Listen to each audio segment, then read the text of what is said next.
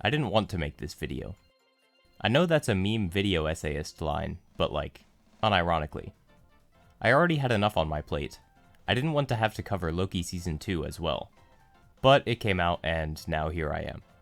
The season's first episode was pretty bad, but after that it was looking to be a bit less bad than Season 1, and if that ended up being the case, I was just gonna ignore it. The problems did start stacking up though, like time slipping in Episode 1 being pretty nonsensical, which we'll get to, blatant breakage of the rules from Season 1, like how branches are supposed to play out in real time, and variants are supposed to be the same person, which would mean they have to not be from the 1800s when the person they're a variant of is from the 31st century. I feel like that one shouldn't be hard to get right, but the writing for this show is truly something special. Oh yeah, and now Miss Minutes, because it's established that she's an AI He Who Remains created that can move around freely and physically move things, has no reason not to just be the entire workforce of the TVA. He Who Remains could just make a bunch of copies of her, instead of getting incompetent, weak, regular people that need to be brainwashed. Oh yeah, and Loki can teleport other people now, a new, extremely useful power out of nowhere, and yet he rarely uses it or his telekinesis in scenes where he absolutely should. And that segues us into the characters. Oh man, the characters. Nearly the entire TVA morally flips on the thing they've been doing their entire mental lives. I use that wording because they were mind wiped before being placed into the TVA. When nothing really changed. Failure to do their job still means multiversal war. And despite the fact that they've been doing this for their entire mental lives, and are deeply disturbed by the sight of other TVA agents doing it, they don't take any personal accountability for what they've done, or grapple with the weight of that. Loki continues to be out of character with his regular self, but also now is out of character with himself from last season, starting right off the bat.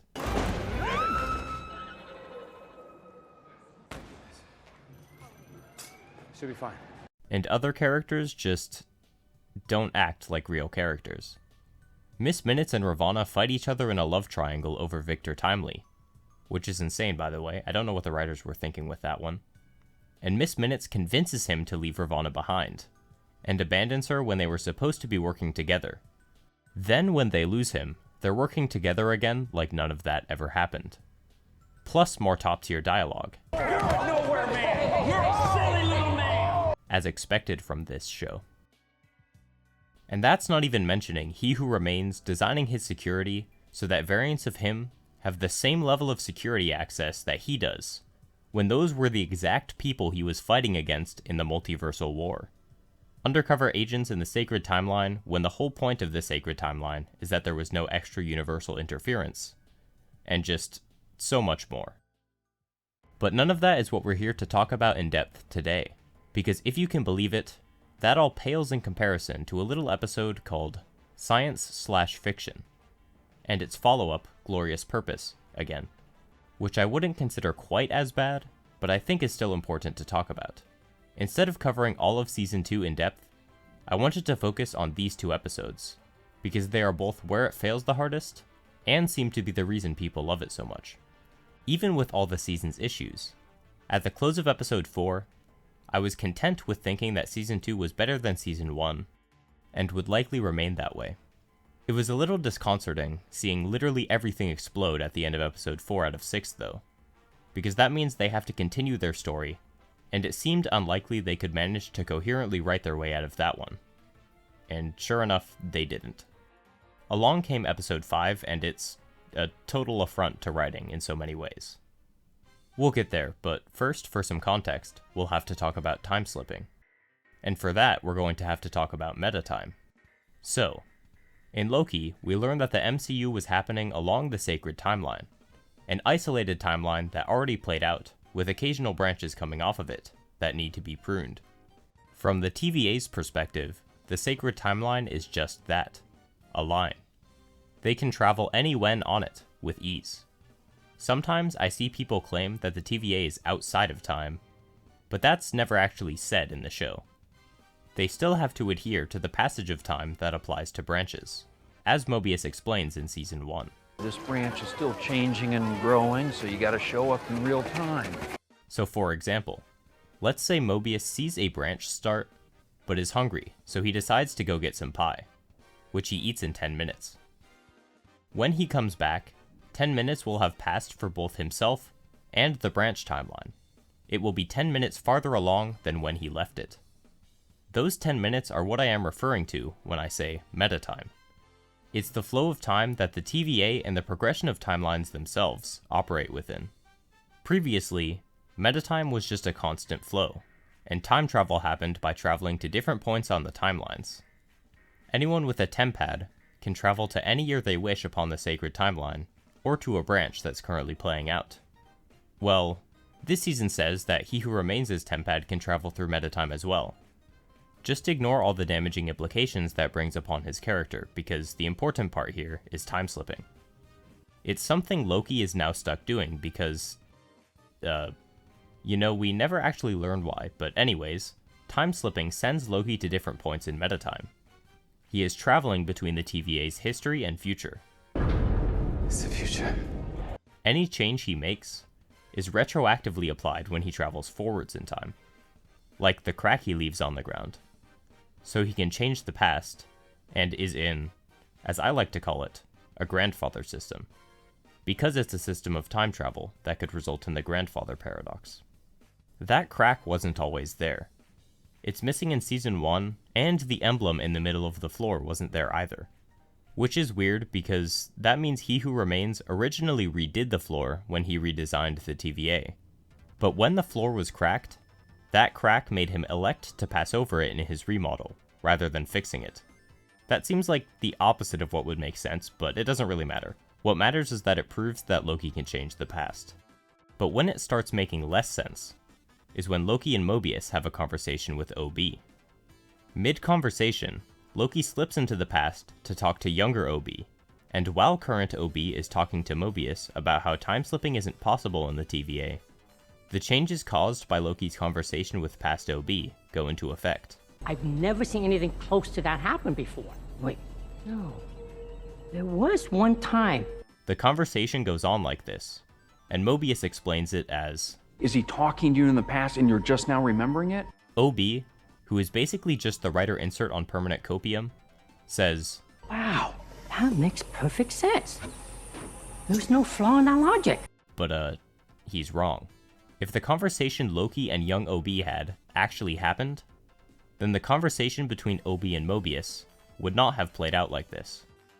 OB would have known for all this time that time slipping is possible in the TVA, because he's seen it before, and also would be aware of the device Loki had him prepare, because it was there the whole time. Instead of Loki's changes only entering his memory, according to Mobius's explanation, while Loki is talking to OB in the past. Mobius's choice to use the verb tense is seems to imply a concurrency between the two conversations, even though concurrency means happening at the same time, which they most definitely are not. Unless, of course, you want to muddle things even further and introduce the concept of meta-time, which could provide some possibility of concurrency to explain why the changes are only happening now. But actually doesn't at all, because the previous points in metatime would still be affected by this change at the current point in metatime, including the previous parts of the conversation, which are shown to be unaffected as the conversation continues on directly from the previous segment that we saw. The effects that the conversation in the past should have had are irreconcilable with how the conversation happened in the present. It just doesn't work if we are to accept that the conversation between Loki and young OB is now a part of the past. After writing all that out, I realize it may explode the brains of most of my viewers trying to comprehend what I just said, so if that's you, you can just trust me that the mechanics here don't make any sense. But okay, let's just accept it and run with it. Later on, Loki is going to get lost to time, and he has to prune himself because When something is pruned, it's released from time. Which is just straight up untrue. Pruning just places you in the far future, which is absolutely still within time, but whatever. As he does this, Mobius has to pull him out of the time stream with the harpoon type thing. Loki time slips into the future. It's the future. Along with his device that tells him when Mobius is ready for him. The device says Mobius isn't ready yet, even though that would have happened far in the past, and Mobius isn't out there anymore, so he should have already missed the window. But he eventually gets pruned by who we later learn is a future version of himself. I promise you this will make sense. No. Which is not how time slipping works, because his current self was on track to be, and I quote, lost to time forever, within the next few minutes. So it shouldn't have been possible for him to survive long enough to prune a past version of himself. This here is an instance of a causal loop, an effect only possible in time travel systems where you can't change the past. Ones that open up the possibility of the bootstrap paradox, which is why I like to refer to them as bootstrap systems. Basically, under these systems, any changes you make to the past already happened, resulting in you possibly interacting with a younger version of yourself and causing them to later on reach the exact point you're at right now. This creates what is called the bootstrap paradox, where there is an infinite loop of future selves who were influenced to do this by their future selves, with no possible origin point.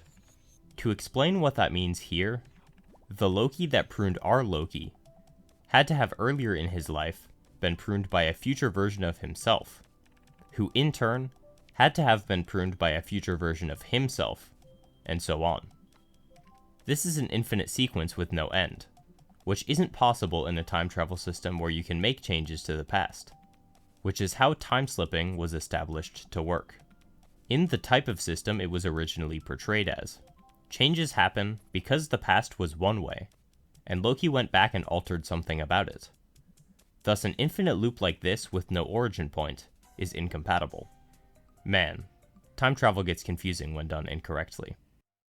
Okay, that's all you need to know for prior time-slipping context, because once Mobius pulls him out of the time stream, even though he shouldn't be in there in the first place considering he's at a different point in metatime and isn't within a timeline, he gets cured of the time-slipping, and it doesn't happen anymore.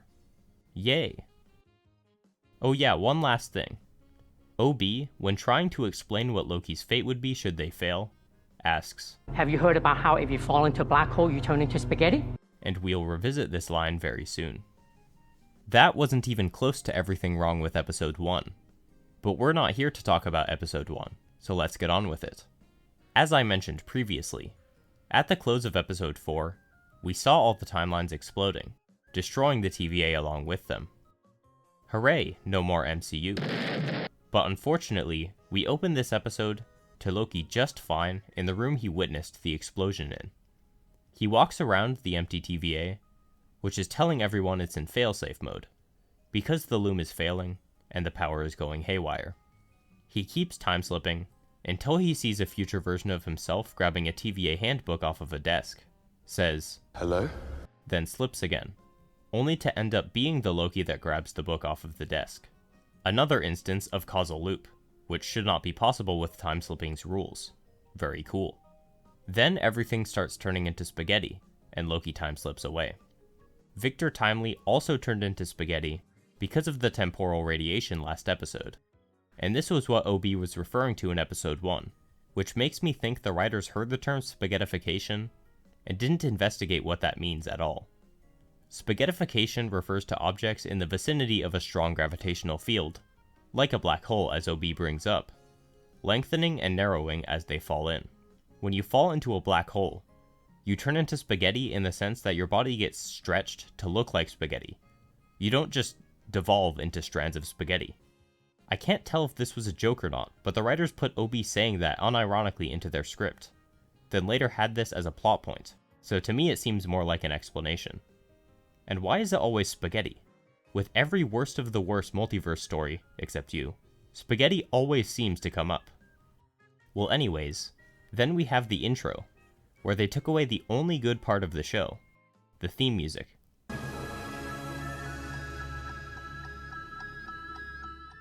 And replaced it with a not as good alternative.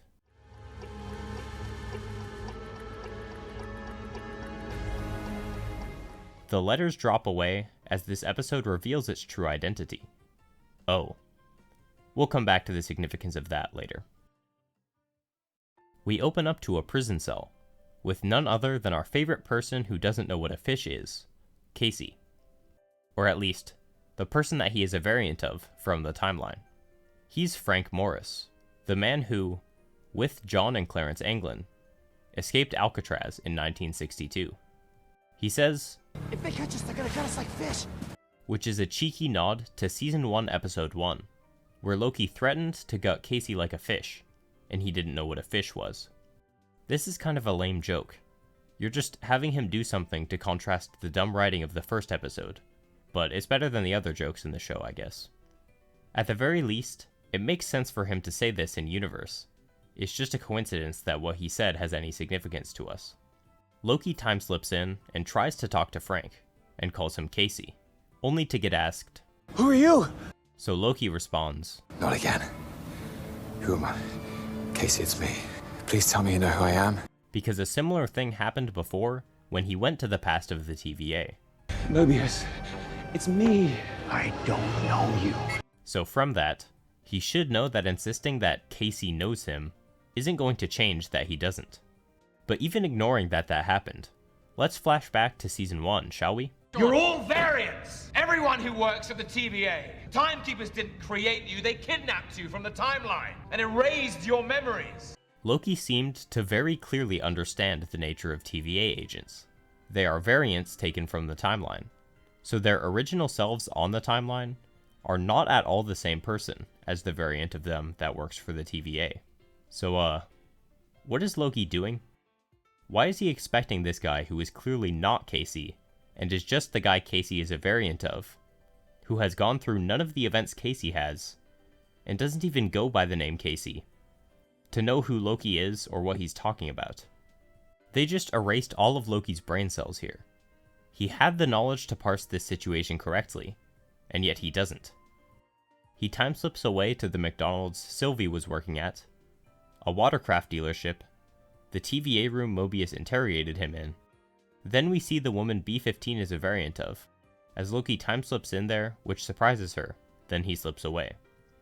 Then we see Dawn, the guy Mobius is a variant of, selling jet skis.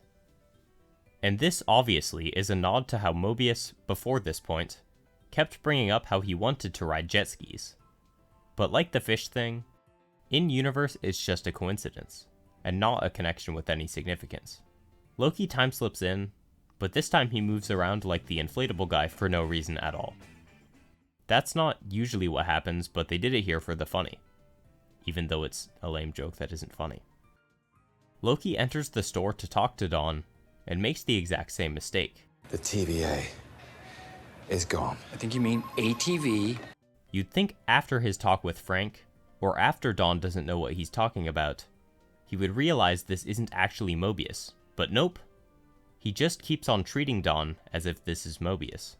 We then see the guy OB is a variant of, Doug, trying to buy his own book from the bookstore, and we learn that he regularly plants them on the shelves because he's a failing science fiction writer. That doesn't really make much sense. What was he trying to do here by attempting to unofficially buy his own book for cash when she couldn't ring it up? Prove to them that people buy his book when a picture of him is on the inside and they can tell that he's the author? The store's manager knows who he is. I told you to stop putting your sci-fi books on our shelves. This is not a very smart attempt to do that if that's what he's trying. And one guy buying a book isn't going to be enough proof that they should start selling them anyway, even if they don't find out it's him. On top of that, he responds to the manager telling him to stop by saying, Science fiction is a well-respected and thought-provoking genre. as if arguing that is going to help him at all. It's not only the genre that matters, it's whether people are going to buy this book specifically. Even if the store manager agreed with him that science fiction was fantastic, if his book isn't very good or popular, then they're still not going to sell it. But she responds, Well, nobody buys it here. so why is he trying to get it sold in this specific store anyway? Science fiction wasn't unheard of in the 90s. There were plenty of popular science fiction books from before and around that time. He could very easily find a bookstore that appreciates science fiction and has customers that like it, then make an effort there instead of a store where the manager just flat out tells him that nobody buys science fiction. He goes to some abandoned building that he does his writing in. Then Loki slips in, and for the first time, actually treats the conversation as if he is talking to a person that wouldn't know what he's talking about. What I'm about to tell you is going to be hard to believe. So he explains it all, and Doug just accepts it. Of course I believe you. Sure. Because Loki reminds him of the book he wrote. That leads to the interaction. Wait, you are a writer? Yes. Science fiction. I'm doomed. Which is just perfect irony, considering the show it's in, on multiple levels. There's the fact that this line shows a lack of trust in writers, especially those of science fiction, which is well founded considering the writers of this show. And on top of that, Doug is basically a self-insert for the writers of this show, and Loki is handled terribly throughout it. So that's the reason Loki specifically should believe he is doomed upon hearing that. Loki tells him, I need to go back to before the temporal loom melted down. So Doug responds, You can't. It's impossible. but surely Loki hasn't given him a thorough enough explanation to conclude that. He then says, But don't let that stop you. so I don't think he knows what impossible means. When Loki says he doesn't understand, Doug starts explaining, You time travel in a place that has no time, right? which Loki thinks is correct. Right. But as I explained earlier, it does have time. Metatime applies to the TVA, so it is still restricted by the flow of time. Or a flow of time. If there was no time there, then nothing would happen. This season heard the Time passes differently here in the TVA. line from last season that in reality doesn't mean anything, and took it to mean that time just doesn't pass in the TVA, Clocks don't tick at the TVA, do they? when that's just not true. That's the 6th attack in the last week. Now, you've already told me about 50 lies in the past 10 minutes. You've got about an hour. You've got about 5 minutes. The problems our characters have to deal with there are time constrained, because there is time in the TVA. They can't just wait forever before solving them. But Doug follows this up by saying, That's not possible. even though it happened, which by definition means it is possible. He continues on, So you're traveling to a place that doesn't exist anymore. even though Loki has the ability to time travel by time slipping.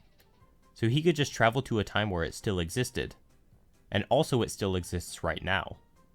At this point it hasn't blown up yet, because when it eventually does, everything spaghettis. Yes, that's what I'm calling it.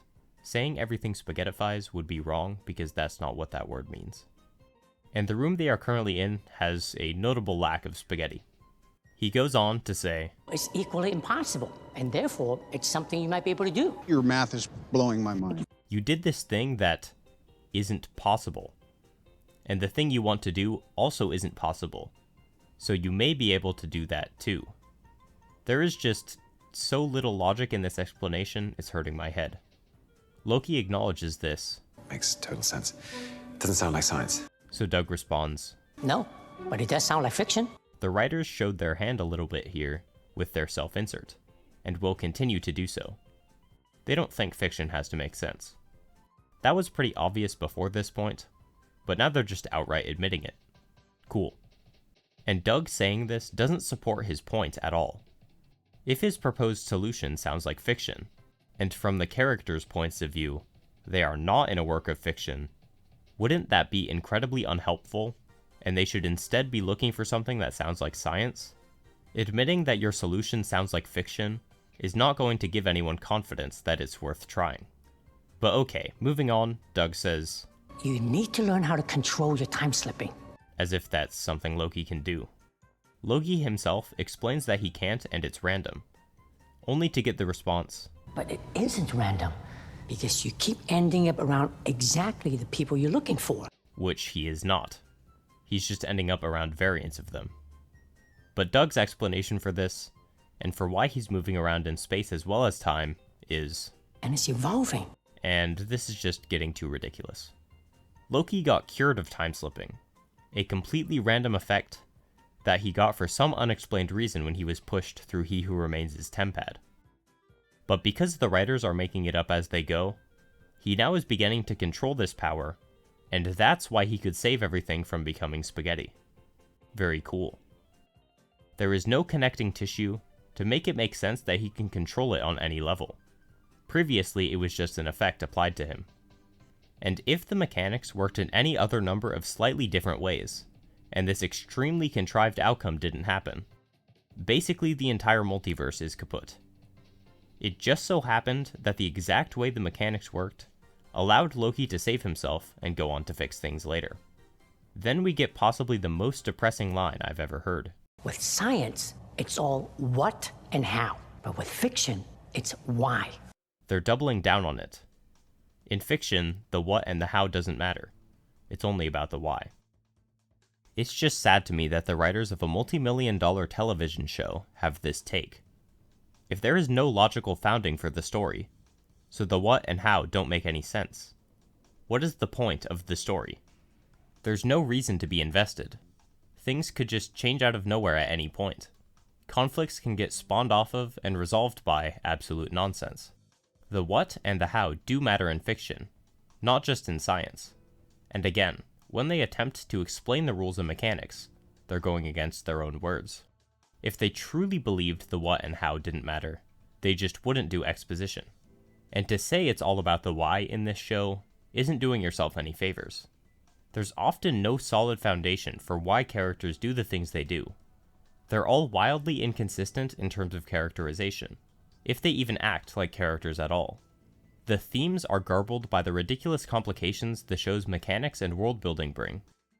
Like the question of whether the TVA is morally correct for pruning timelines to stop multiversal war or not. They introduced a question of infinite proportions that they can't even hope to properly answer or address the nuance of. They just decide that the TVA is bad, and that's the end of that. Nearly everyone who spent their entire mental lives working there will also agree.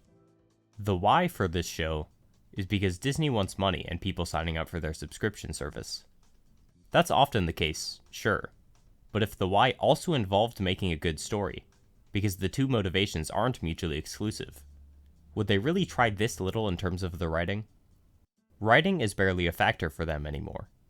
They'll just throw people onto the project and have them write it in 11 days, or 0 and have them make it up as it was filmed.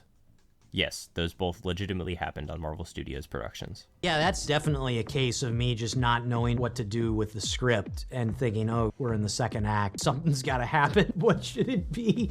The what and how of this show are definitely where it's most lacking, but the why isn't exactly saving it either. Doug asks why Loki's doing this, so he responds that he can't let the TVA be destroyed. Otherwise, nobody's going to be able to protect against the coming multiversal war. Doug then tells him to focus on that, so that he can control the time slipping. And, big surprise, it doesn't work. Because there's no way he would just be able to control this power that was randomly thrust upon him in a matter of days, if at all. Right? Right? So Loki instead wants to take a look at the science. Doug shocks him, Proposes that. and that thing must be really strong to get that reaction out of an Asgardian god. And Doug says that his reason for doing this was to test if it caused time slipping, and tries to scare him again for the same reason. After that, Doug explains that even though he claimed the place Loki wants to go to doesn't exist, it may exist at a different time that Loki can reach, because he was able to time travel in the TVA. So Doug goes on to ask, You said every one of your friends has a temple aura, right? which is strange because I don't know how that was relevant to what Loki needed to explain earlier. But anyway, his new idea is to collect all the people that were there at that time, because if Loki uses all of their temporal auras collectively to guide him, he can get back to that exact moment. Doug this whole time has just been pulling stuff out of nowhere and stating it as truth. And he's right, because him and OB are just how the writers exposit what they need to, and cope that their story makes perfect sense, and or doesn't need to make sense. Like, what could possibly have led him to this conclusion? And why would he think that this one moment is the only time that group had ever been together? It is true, but surely Loki wouldn't have told him, when we were in that room, it was the only time that specific group was all together at the same time. Because as far as he knew, that wasn't relevant to what he was trying to explain. Doug says this still won't be enough because they don't have a tempad, which they'll need to measure the temporal auras.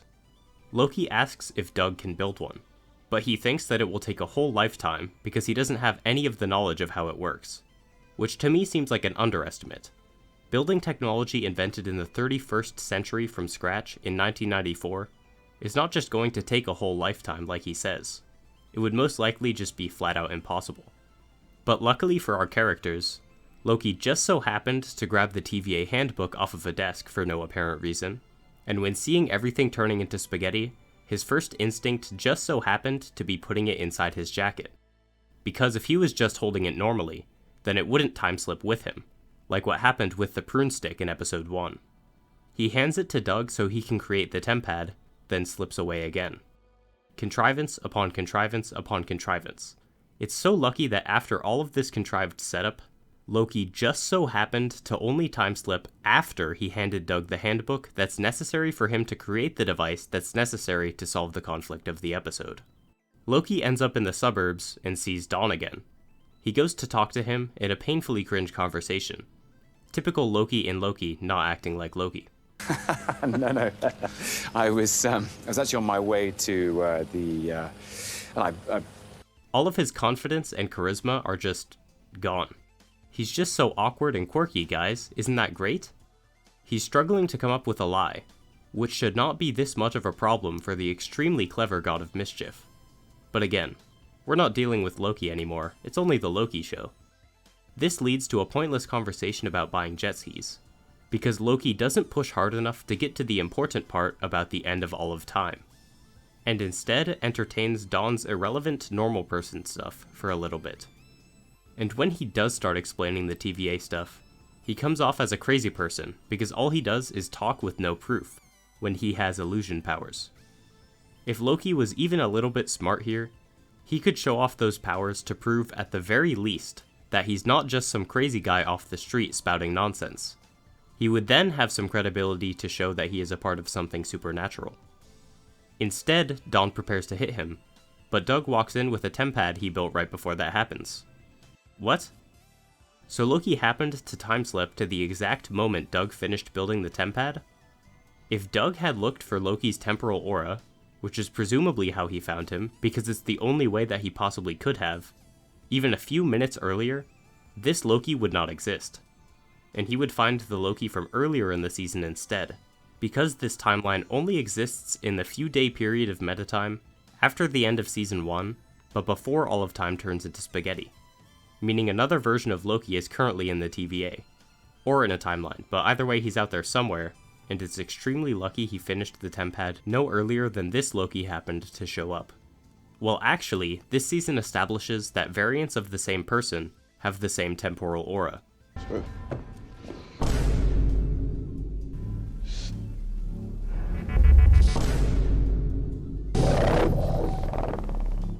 Welcome, he who remains. So I don't know how Doug found Loki here specifically, and not one of the many variants of Loki that would be across all of the branching timelines, including Sylvie. Actually, come to think of it, if Loki wasn't present when Doug finished building the tempad, how did he measure Loki's temporal aura to track it, if the whole point of this part of the episode is that they're seeking out variants because they need to be present with a tempad to measure their temporal auras? Loki is, justifiably, surprised by this. What? How did you build a tempad so fast? To which Doug's response is, I don't know if I say 18 months is fast. Well, 19 months. 19 months? A guy from 1994, with little money or resources, was handed a book from the 31st century, and with that, he was able to build a tempad in 19 months. A book from the 31st century surely isn't going to solely use terms and build off of technology that someone from 1994 could understand and have. That's 1,000 extra years of technology and scientific discoveries they could build off of to create a tempad, and Doug has access to none of that technology. He has to build it all from scratch, which I find it hard to believe the handbook lays out in detail. And if it does, I doubt it's all in concepts even a theoretical physics professor could possibly understand or construct by hand with such limited resources. And by the way, those 19 months? Not possible. These timelines' existence started at the end of Season 1. Then Season 2 picks up immediately afterwards, and lasts no more than a few days worth of metatime. Ravana nails down our timeline with, I've been gone mere days, and this place is hours away from becoming a crater in the cosmos. placing episode 4, the one where everything explodes, mere days past the finale of last season, when the timelines started branching. Branches play out in metatime, and Doug is in a branch, so Doug had only a few days before all of time turned into spaghetti, not 19 months. So this isn't only astronomically contrived for multiple reasons, it's just flat out impossible on top of that. Also, let's run through a quick line of logic here, just bear with me. Loki's goal is to get to the TVA before all of time's spaghettis. Doug has a tempad. Tempads can travel to the TVA. Things still exist, so they are currently at a point before all of time's spaghettis. Therefore, they can use a tempad to achieve Loki's goal. They don't, of course. They go with their nonsense other solution, but they had a solution to their problem right there, and it just gets ignored because the writers wanted it to be solved a specific way. They portal to where Loki time slipped in, then Doug messes around with the tempad as Loki poorly explains to Dawn what's going on. I know you. No, you From a don't. place called the Time Variance Authority. He doesn't even attempt to explain the nature of TVA agents, or how they are mind-wiped variants, which would explain to Dawn why Loki supposedly knows him, but Dawn doesn't know Loki, something that Dawn stays hung up on. Loki doesn't know Dawn like he's saying he does. He knows a guy that's a variant of Dawn, and he's just explaining this terribly. He says that Mobius saved his life when he first arrived, and that You saw something in me that I hadn't seen in myself. oh, you mean the thing that wasn't there until the writers grossly mischaracterized you? As you'll know if you've seen my video on Loki episode 1, I'm not a big fan of the deconstruction turned destruction that happened there. When Dawn asks why he doesn't remember Loki, Loki says, It's too complicated to explain it to you now. which is not true. It wouldn't take Loki that long to explain briefly that he knows another version of Dawn, who lived a different life. When Dawn says he can't leave his sons, Loki points out himself and Dawn having the conversation from earlier in the episode. So I guess Doug traveled to the past of the branch. Something that is possible, but the TVA never does it, because they have to travel to the moment the branch has progressed to in order to actually reset it. But wait, they stand here for over a minute before looking over, and see past Loki greeting Dawn. But past Loki didn't leave this spot until around 40 seconds before greeting past Dawn. So he should have been here and seen them, messing things up. Oops.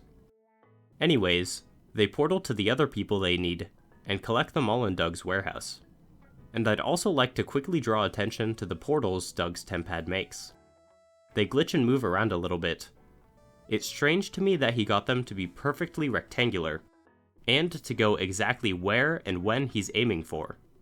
But out of all possible complications, this little thing is the sole part he couldn't get right. And it's also lucky the portals don't move in a way that cuts our protagonists in half, because that is a possibility if the portal ever moved sideways away from them. The front half of their body would be on one side, and the back on the other side, with no more connective tissue in between because the portal is gone. With everyone at Doug's warehouse, they just kind of hang out and talk to each other for a bit. I find it weird that these people who just got pulled into this, with little knowledge of what's going on, are so cooperative and calm. They've been told that they're needed to save the multiverse, and have been shown things they have never seen in their lifetimes, yet have no idea exactly what's going on, or what they need to do. Surely at least one of them would be more on edge here. But these aren't really characters, they're more like plot devices with the occasional joke tacked on. Loki goes to find Sylvie, and minor continuity error, but Doug opens the portal at least a few seconds before Loki stands up to walk through. Yet when the portal appears by Sylvie, Loki immediately walks out of it. Also, her drink and food turn into spaghetti, cluing us in on what's to come.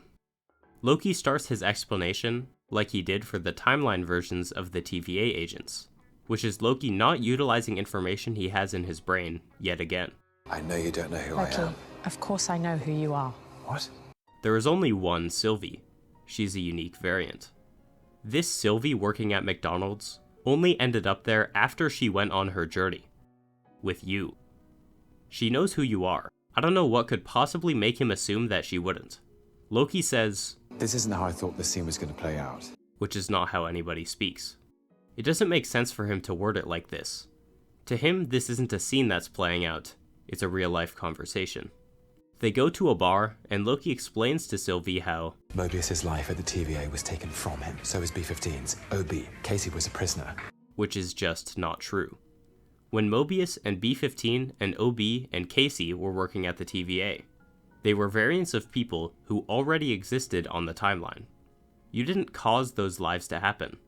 They were already there. And the TVA versions were just variants of those. We clearly laid this out last season. You even yelled it out. Yet somehow, you remember none of it. Even if you justify the earlier scenes as him being stressed or something. Not that I would take that as a solid explanation, because he still acts way too dumb in those scenes. Surely by this point, he would end up at the correct explanation, considering he knows it if he just used his brain. They continue on, and this whole conversation is an argument about giving these people a choice to work for the TVA, when the more pressing matter Loki should be bringing up is how everything is going to devolve into spaghetti and or explode if she doesn't help him. And even ignoring that, the contents of the conversation just don't check out. Loki believes that they should ask the versions of their friends who live in the timelines whether they want to rejoin the TVA. But if he incorrectly believes their lives were taken from them because the TVA was destroyed, and is now gone, how could they possibly return them there? I don't get what Loki thinks is the situation here, or how from his perspective this would be important, helpful, or even possible. Sylvie disagrees with him, because that would involve forcibly showing these innocent people something they can't unsee, and she thinks they would be better off going their whole lives without knowing. Yet when Loki says Sylvie is his only way to achieve his goal, she shrugs, and he asks, "You don't care?" Her not caring isn't what's happening here. She disagrees with your goal fundamentally, and thus wouldn't want to help you achieve it. That's not a lack of care. She cares enough to oppose your suggestion of yanking people out of their lives and introducing them to the concept of the TVA. Then Loki starts to attack her for being selfish? I guess this all worked out just the way you wanted it to, and you're fine just walking away. So selfish. How is it selfish for her to stand her ground when it comes to what she believes will be best for these people, letting them live out their lives without bringing the TVA into it?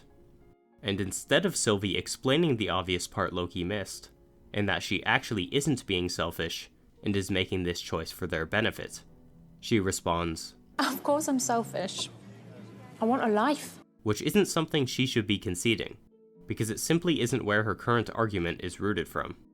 Then Sylvie keeps poking at him to get to the real reason he's doing this, and he ends up at, "I want my friends back." Which is ridiculously narrow-minded. Everything is going to devolve into spaghetti, and you're only stopping that because you want your friends back? This doesn't make sense for Loki, either of them.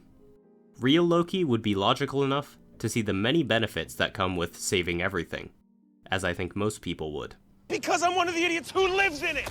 And Loki from the show cares about innocent people. They're gonna let these people die. And they're all going to die. He wouldn't solely want to do this because he wants his friends back. That's insane. He delivers a very heartfelt, "But without them, where do I belong?" And man is the acting in this show good. If only the writing supported it. I would even hazard that this concern of Loki's is in character. He felt like he didn't belong on Asgard after learning he was a frost giant.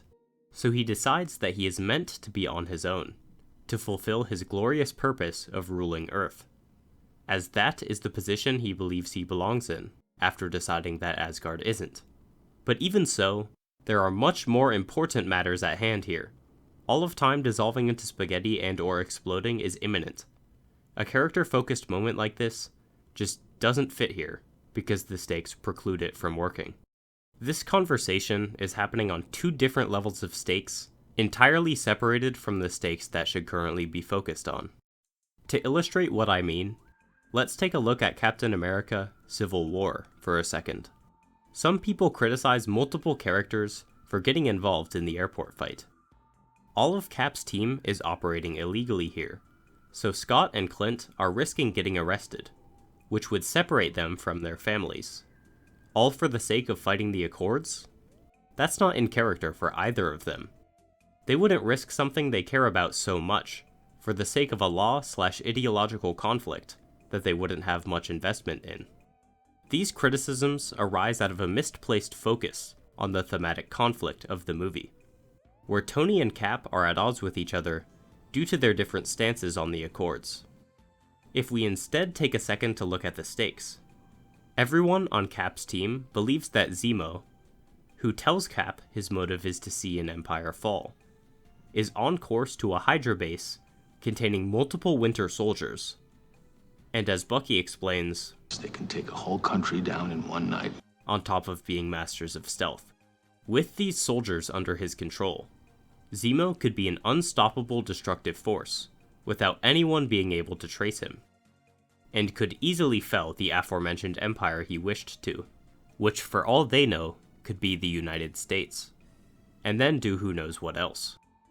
Despite the importance their lives with their families held to them, Clint was willing to risk his life in Age of Ultron, and Scott was willing to risk arrest in Ant-Man, because in both, the stakes were high enough to warrant the risk. And the same applies within Civil War, so I would say the characterization lines up for both. Now, much like the people who criticize Clint and Scott's involvement in that battle, the writers of Loki are getting caught up in the ideological and character conflict, rather than the far more important stakes at hand.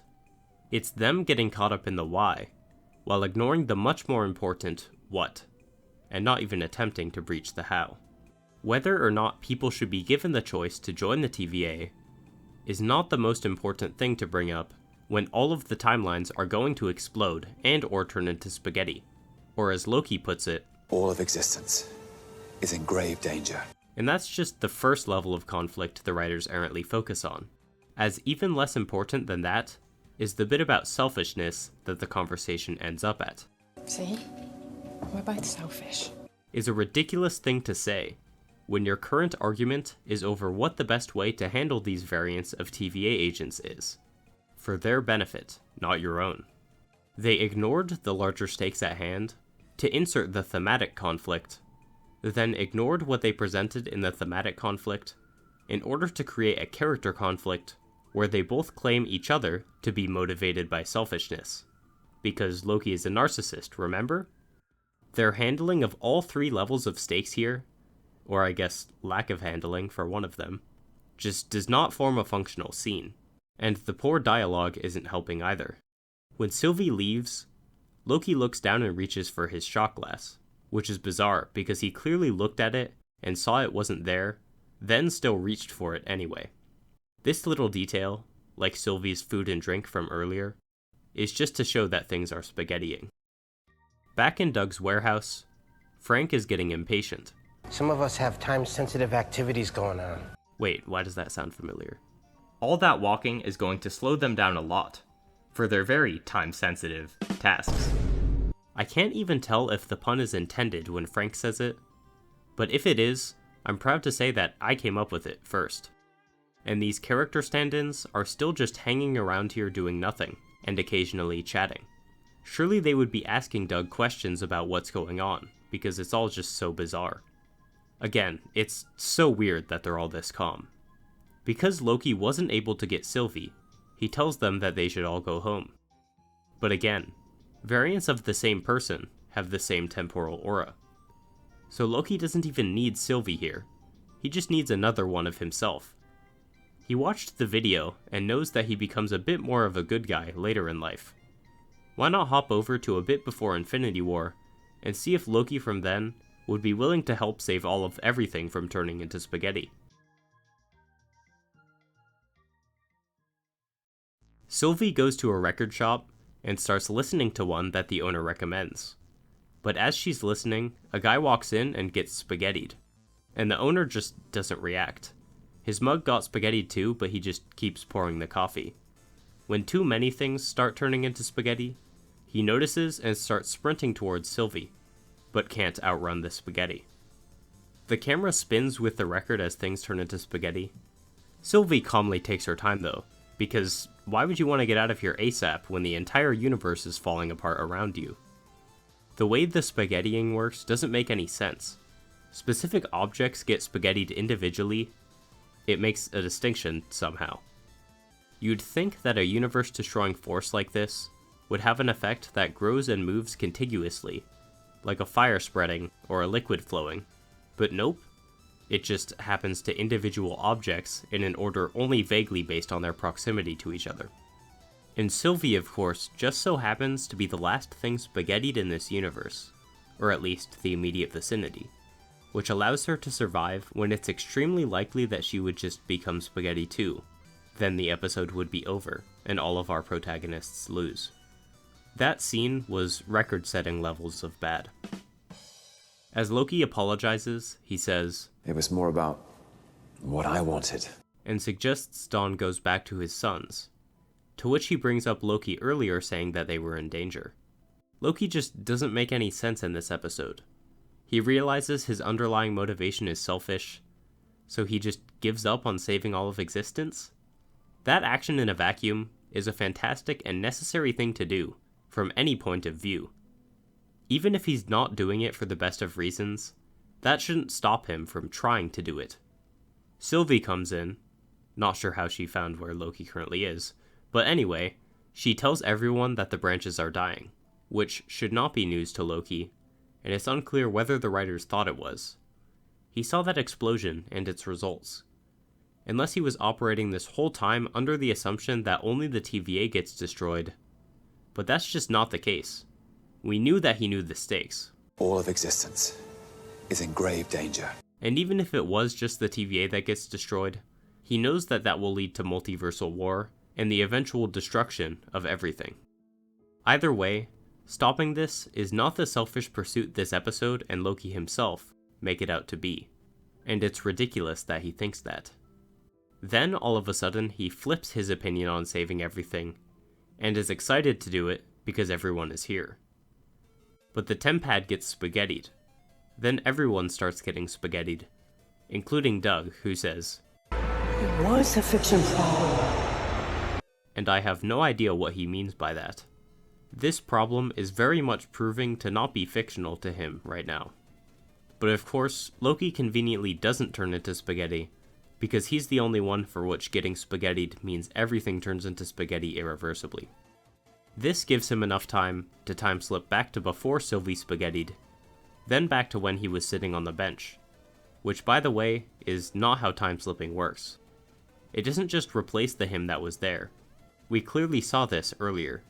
How it's supposed to work is that he travels back and is placed alongside everything that was there before, including his past self.